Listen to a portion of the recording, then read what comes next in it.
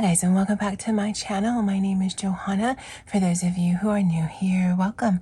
For those of you who are returning, welcome back. And today it's a viewer requested video on how I track various things, and if that is of interest to you, please stay tuned.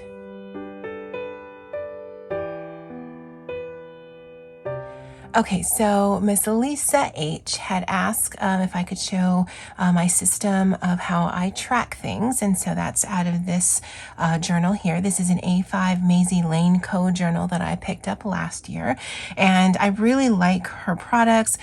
She's actually coming out with, or she's come out with different sizes, and I like that you can get your journals personalized. So that's my name. My name's Johanna. That's my channel name. I made that name up for Instagram way before I ever started my YouTube channel. So I'm actually not sure how to say it because it's made up. But I liked having both on there. And so I do protect it with a Midori cover. This is sort of a faux leatherette, whatever. So it doesn't need it, but it will stay more pristine this way. And it is jerry-rigged, so I did have to cut out part of it so that this works. I've heard from other people in the comment sections that there are covers now made for bullet journals. I think Archer and Olive actually sells one as well, but these are relatively inexpensive. I always have them on hand, and it's not that difficult for me to convert it. What I do in here is this is what I consider a long-term reference journal, and that's just because there are certain things that I want to track that I don't want to warehouse in any of my annual planners. Now at this point I only have one, and that's work related, although there is a page that I use so that it really is now a all-in-one planner. I keep track of everything that I want to keep track of in a month in that one particular thing. But once I'm done with the year, I don't want to have to keep looking back through the different months to find things. And so that's what this journal is going to do. It's one warehouse of information. Now, the reason why this is tacked together is because when I first put this together, I did this and I liked the lettering, but then I made mistakes with the stamping. I did this because other people do it and realized I never use this. I don't care. And then I didn't realize that some of the ink you could see through, and I didn't want to just tear it out. I didn't want to just not use the journal, but I also didn't want to see it. And so I just clip it together so that I have the reminder that yes, it doesn't always turn out the way you plan, but I'm also not ashamed that I tried. And so it would have made more sense because you'd have the grid thing that bullet journal people do, and you'd have your intro. And again, I like the lettering that I did. I'm bad at stamping and it shows. And now you have the table of contents. This is the only journal that I have that has one of these. And I did this specifically because I do like flipping through coloring books, journals, whatever. I just like seeing the work that I've done. But if there's any particular moment where I just need to get to something quickly, this is what's going to help me, because there is no rhyme or reason how this is set up. Basically, I think of something, I create it, and then I move on. But if I fill that up, then I'm not going to say, okay, 3 pages is for this and 5 pages is for this, because I might not need that space. I would rather just keep doing what I want to do on every single page, every single spread. And if I need to have follow-ups, and I'll show you what I mean in just a bit, then it's just easier for me to keep track this way. Although not gonna lie, I very rarely refer to this. Usually I'm only referring to it when I'm just writing things down. Otherwise, I just like flipping through. But I can see the value of this, especially in the way that this is evolving, because again, there might be that I need to write something down before I forget it, and not, go down memory lane type of thing. So I recreated this again. This grid spacing thing, to me, it's more important to know how many dots are across and how many dots are down. This can get very involved, but I have found I never use these. I've done this for my stology. I never use it. This I've done, but lately I've just been measuring it with this protractor. I think this is what this is called. And basically I just see what's the halfway point and then just do it that way. To me, it's just easier than counting dots up and down. And I mean, if it's not perfect, it's not perfect. I'm not a perfectionist, so it doesn't bother me if things look a little janky. So I did the title page again. Again, I had already done this when I realized, yeah, I don't like that. So we can redo, but I'm not going to pretend like the first one didn't happen. And then I go into my trackers, and that is inherently personal to whatever it is you want to track, especially if you're doing a long-term reference journal, because this is going to span the years. It's going to be a long time in completing, and that's good. But at least I know, okay, my reading log with Miss Andy, because we used to do a lot of buddy reads. Neither of us have been feeling in the mood to read, so we've been putting that off. We are going to restart that for October. So I want to just keep it in one place. And this is one of the reasons why I wanted to do this journal. I had seen it before, but we started buddy reading probably in 2019. I couldn't tell you when we started. I couldn't tell you what books we've read together. If I see it on the bookshelf, I'm like, yeah, I remember doing that with Miss Andy. I can also remember what I felt about the book, but I do like to know, yeah, this is when I did this and this, and I no longer actually have those journals that I was keeping track of. So it's potential wasted, but I mean, I've learned that, okay, I want to know these things, so go ahead and make sure you write it down somewhere. And so some of this is very decorative in nature. I love the look of it. Because I don't do a ton of reading, this is going to be sufficient for a while, and I did want to play with this Dutch door aspect. This is just really an exercise in playing with my stuff and just seeing, you know, how creative I can be. With the movies, again, I wanted to keep track. At the time, I wasn't watching very many movies. Of late, in the last few months especially, I could binge watch maybe 3 to 6 action movies on a weekend. And so I have not been keeping track of that, although I can go through my Netflix playlist at least and see all of the movies I've watched, because you can rewatch them. There's a whole listing on there. And as you can see, I made a mistake here, and I like highlighting stuff like that. Not because I want to be hard on myself, but more like, you know, this isn't perfect, but I also don't want to make it look like or seem that it should be. That to me is funny. And that's all that's important. This here, again, I started this earlier in the year when I had already had quite a few books. And I thought, there's no way I'm going to have more than, 30 books. We're probably upwards in the realm of like 60 to 70, maybe a little more. But this made sense at the time. This is actually done differently now. And this was part of a dusk jacket. It's part of the cover of the Darius Songs, The Time Garden. It's, I think, one of the inside flaps. Same with shows that I've been watching. I try to come in here and put them down, but again, I watch a lot more than I used to, so that's just a lot harder to remember to do. There are some shows that I hope they get a second season. I think Loki will have one. I'm not sure if the October Faction, I think that was on Netflix, will have one, but I thought that was a really good show. I thought The Nevers was a really good show, The Irregulars, and Shadow and Bone. But I can actually look at things online and see, oh yeah, I definitely want to watch that, like The Witcher. I definitely want to watch that again. But there are some things like, yeah, I don't know if I'd watch that again. It just, I get into moods, and my viewing habits are reflected accordingly.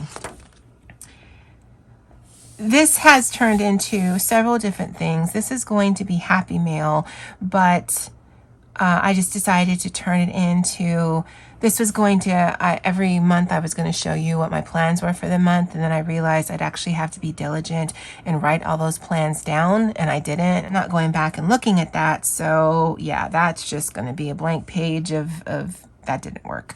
And then my coloring book inventory, this is a continuation of this, and that's why that table of contents helps, because if I want to look where my coloring book inventory is, then I could look at those 2 pages. But then even this, I realized, proves to be problematic, because as I get new books, if I don't immediately write them down, and a lot of times I don't immediately write them down, then okay, did I write it down? This is not in any kind of order. So yeah, that was difficult to do. So the inventory I'm going to do twice a year, every 6 months, and I'll show you how I will be doing that. This is how I was doing my buddy colors. These are the stats that are part of the 6-month collection series that I did. I don't do stats on a monthly basis because it doesn't matter to me how many pages I complete in my coloring books. But I did like to see that because it makes it look legit. And I know that's silly because, you know, who needs to know that? Who cares? But I liked seeing that, and that was a good place to put it. Plus, I'll be able to fill the space. This also has changed just because I realized this is not a great way for me to track things. This is my 6-month coloring book tracker. Now, oh no, because this doesn't show all of my books. This just shows all of my books that I have obtained between January and June and that I'm keeping. The ones that I didn't keep actually are on a different page. So at the end of the year, I'm going to segment my books in these piles again. And then if there's any new ones that add to the different categories, then I can add to, and this is how I'm going to track my coloring books. And really it's just for me to see in one place, or potentially 2, depending on how big this list gets. But also I can look at stats again, what I've completed and what I have works in progress. None of this is necessary. None of this is for anyone's purposes but my own. And I do like seeing this. And it also helps me in the future of, okay, so do I still have these books? Where are they? Are they at work or at they at home? Because those are the only 2 places they would be. Do I still enjoy them? And am I still coloring in them? Because I know that I can't color in every single thing in every single month. I just don't have the time for it, nor do I have the physical stamina for it. But I want to just be able to at least show myself, because, you know, that's the only thing that's important. I'm not in a race. I'm not in a competition, that I am working slowly through all of my things. At the time of the filming of this video, with the books I had from that time period, I'd only had 2 that I had not colored in, or at least started something in, and one of them is going to be perpetual because it's the how to draw, and I'm never going to color in that one. And for me, that's what's important. I don't need to get to everything every month, but I do want to at least make sure I get to everything sooner, hopefully, than later. And this is based on these things here. So I listed all of the pencils that I have at the time. From January to June, I had 52 books that I was keeping. I had completed 98 pages, and I had 20 works in progress. Some of them are perpetual whips. They're never going to be colored, and they're more, in my mind now, testers than whips. So maybe I should designate that in the future. I wrote down all of the things. Again, I did put a specific time frame. And then as I was thinking about the giveaway, this is the landing spot for that. And it just gives me an idea of what was done. And then I also wrote the winners on the side there once that become available to me. And I like having that. As you can see, it's not as decorative as you might see in the bullet journal community. And it doesn't need to be. I definitely need to have this more functional than decorative, but there are decorative elements, if even sometimes just the lettering and the colors of the pens that I've chosen. So this is how I have done my buddy color tracker now, because I do know that I need more space to write down the book, the page, and when I have finished. And then I have split it up between the people that I'm buddy coloring with. And so Emma was my first, and then I immediately cheated on her with Erica and Poet. And then I have added Liz and Christy.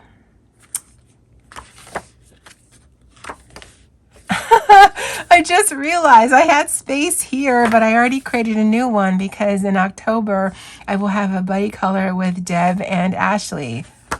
I'm like, why is that blank? Didn't I just... Yeah, I did. That's fine. I know that I'm going to have a couple more butter colors that are in the works. I'll need to circle back to them so I can fill this out. It's not wasted. It's just, yeah, that's funny to me. There are color alongs or color challenges that I really enjoy. So this first one for Olga Rani's Find in Color, I am writing down as of this month, September, and I will continue along until I'm done with the space, and then I'll do it again. With Sarah's from Chronic Coloring Down Under, she's doing the Coloropoly, and so I will track that here until it runs out of space. But I will do another page for Olga's Find in Color probably here, and I'll do this the stencil and the distress ink method just to give some decoration on the page, because I want to go through her video archive and write down all of the finding colors that she's done thus far. I'm not going to go back and track what I have done, but I just would like to know what the prompts are. My girl Poet is doing that, and I think that just will be really interesting, and it'll just be a log. It's probably going to be 4 columns. Yeah, I can see it in my head. I have to put it down on paper and see how it works.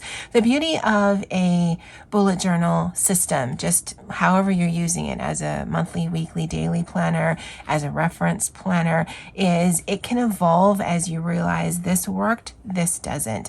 Now, if you are a perfectionist, that can probably be the biggest sticking point of you not doing one, or can make the process very frustrating for you. But for me, I like, okay, yeah, that makes sense. And when I do this tracker again, I'll probably do it in the very same method. I like seeing the lines there. I like keeping that open. And I think that's all of the pages I'm going to do. So I can already block that out and start setting up for the next month. And then I just keep going, and then I'll just keep going in here. It's the beauty of a blank notebook. Lisa, I hope this helped. I find that I come to this more often, especially with my buddy colors, because I do have quite a bit of books, and I know that I have something outstanding, but especially with Poet. We've actually finished, or I've actually finished quite a bit of my buddy colors with her, but it does get a little confusing, and I fear that I'm going to miss something if I don't write it down. And because I'm doing it with her, then I just thought, okay, well, it's actually a good landing spot to do with the other people that I'm buddy coloring with as well. It doesn't have to be neat. It doesn't have to be beautiful, but I think it's really pretty to look at. I've always been a fan of my writing. Having the little bit of stencil work on the back, I think, really brings a nice decorative element, and this is as rigid or flexible as I want it to be. And so I really enjoy it, and I'm glad that I'm using my products. Lisa, I hope that answered the question. I hope you have an amazing day. For all of you guys, thank you so much for following me on this journey, and as always, aloha.